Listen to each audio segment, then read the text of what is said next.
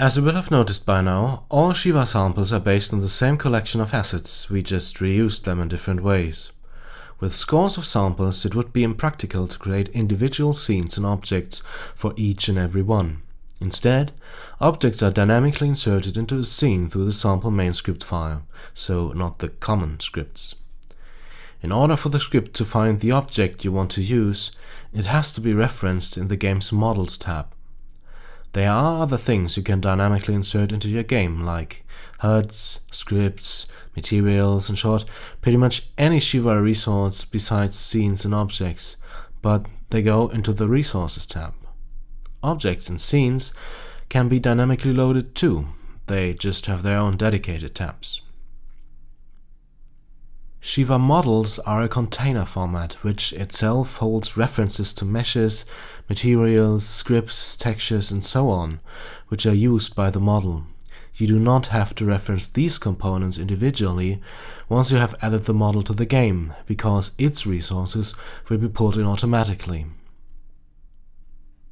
You load a model into the level by using the function createRuntimeObject, which is part of the Scene API. It takes two arguments. The first one is the scene handle, which is a reference to the level you want to insert your model into.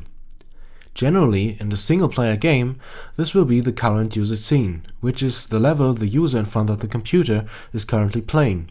But in multiplayer games, this might very well be a different scene another user halfway around the world is playing. Whatever it may be, the handle must not be nil, so you have to check for that. The second parameter is the name of the model you referenced earlier in the game's Model tab.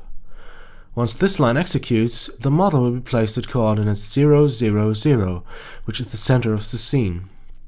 Since we don't need it there, we immediately move it to a new set of coordinates. To help us with that, we have set up a number of dummies in the scene and tagged them with names.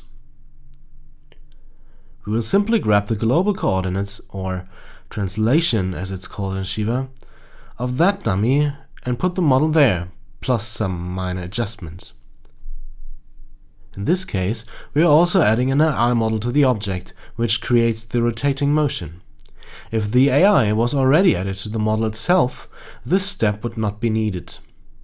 createRuntimeObject returns a handle to the newly created model instance, which we have to use in order to do any of that. To refer to a runtime object outside of the scope of the current function, you will have to save their handles to member variables.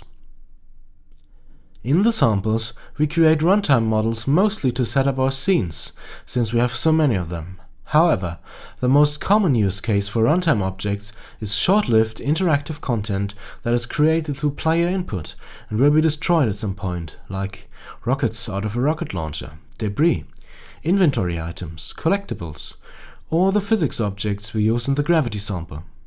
There's no way of knowing how many balls and boxes the player will create, so they have to be inserted into the scene dynamically.